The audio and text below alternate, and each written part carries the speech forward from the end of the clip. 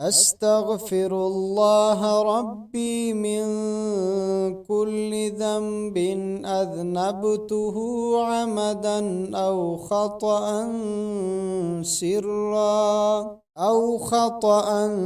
سرا أو علانية، وأتوب إليه من الذنب الذي أعلم ومن الذنب الذي لا